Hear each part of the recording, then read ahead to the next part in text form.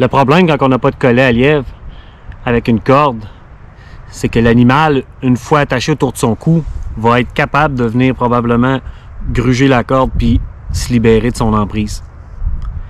Sauf que avec le piège qu'on va faire, ça va être beaucoup plus difficile pour lui de s'en sortir vivant. Hey, salut la gang, bienvenue dans le bois. Quand on tombe en situation de survie, on n'a pas nécessairement tout le matériel qu'on voudrait avec nous, comme genre du collet pour les lièvres. Ce qui fait que on peut se dépanner avec de la paracorde, un lacet ou n'importe quoi d'autre qui peut faire une espèce de corde qu'on pourrait faire un nœud coulant avec.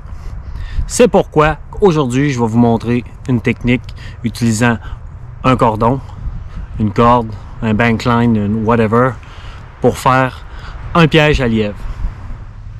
Le piège qu'on va faire aujourd'hui, c'est un piège avec un déclencheur, ce qui fait qu'on va prendre une branche qui va être fixée au sol, puis notre deuxième branche qui va venir s'agripper sur elle, puis avec le déclenchement, ça va se défaire. Donc, ce qu'on a besoin, ça va être de deux branches. La première, environ 1 pied de long, c'est elle qui va être rentrée dans la terre où ce qu'on va vouloir l'installer. On va venir faire une encoche en L. Ben, en L. Elle, ça va être le 7, puis l'autre, ça va être le L qui vont s'enclencher. On commence ça right now. Pour ceux qui ont déjà écouté mes autres vidéos, j'ai une vidéo qui explique le stop cut. Pour la première coupe, on va venir faire une encoche quand même assez profonde, quasiment à la moitié de notre branche. Là, je viens de faire mon stop. Je vais venir faire mon cut dedans. Ça nous prend une belle entaille bien droite pour venir supporter notre déclencheur.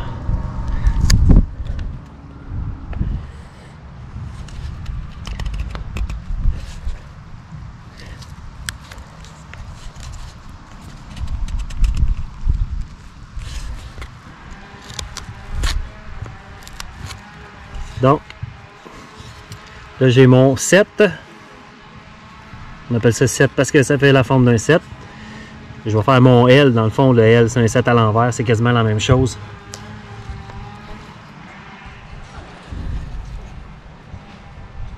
Donc, notre deuxième morceau, on vient faire la même affaire. Notre petit stop cut. On va se faire une encoche.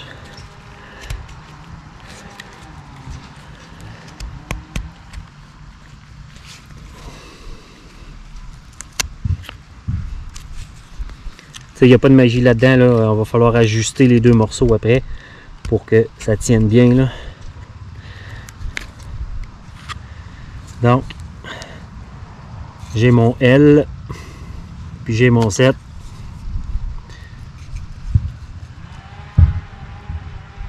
Qui viennent s'accrocher un dans l'autre.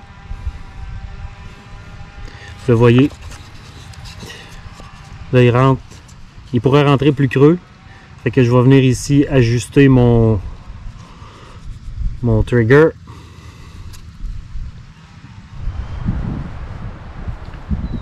Mon premier morceau qui est terminé, ma coche, j'ai arrondi un peu la tête pour que quand je vais taper dessus, pas qu'elle se défasse. Fait une petite coche, un petit pic au bout. Puis ici j'ai ma détente. La détente, quand je la fais, la détente à la fin, elle va finir, elle va être grosse de même. Quand on sculpte là, des morceaux, je garde toujours plus long, puis après ça, je le coupe à la fin.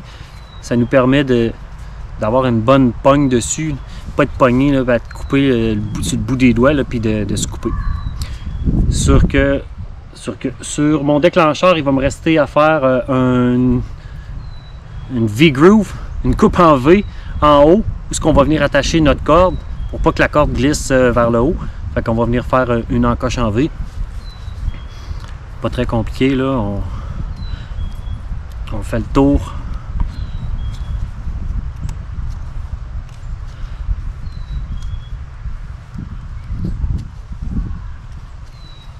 Comme moi je vous disais, c'est ça. Pas l'avoir coupé, c'est pratique. J'ai pas à faire chier sur le bout des doigts.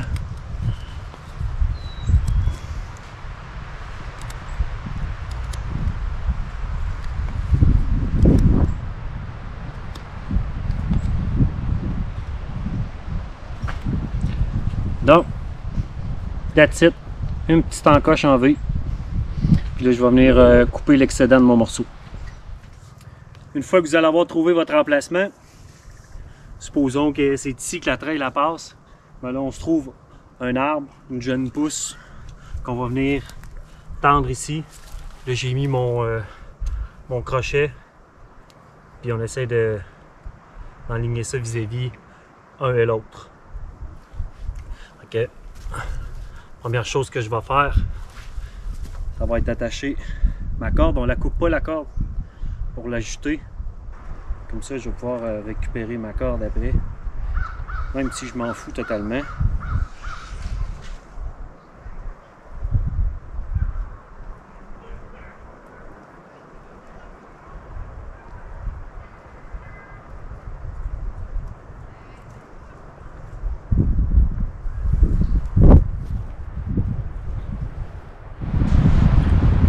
Donc, une fois attaché le setup, ça ressemble un peu à ça.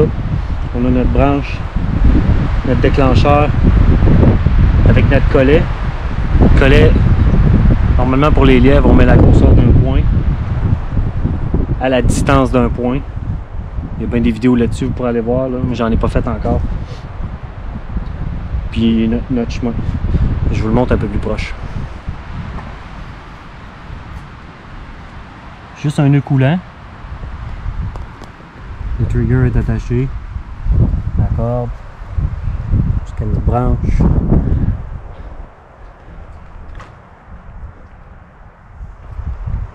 Si notre animal rentre dedans, ça prend le coup. Oh!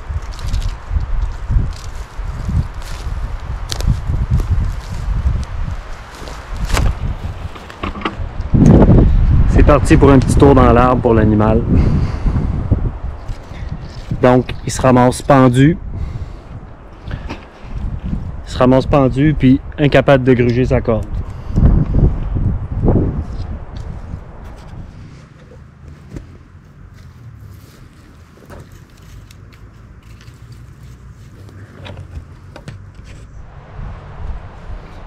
Donc, une fois à mancher,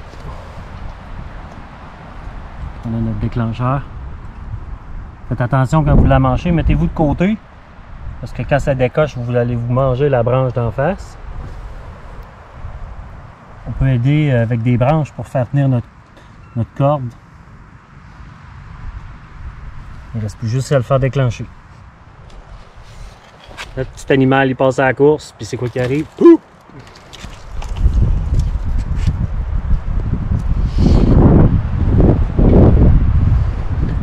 Pendu au bout de sa corde.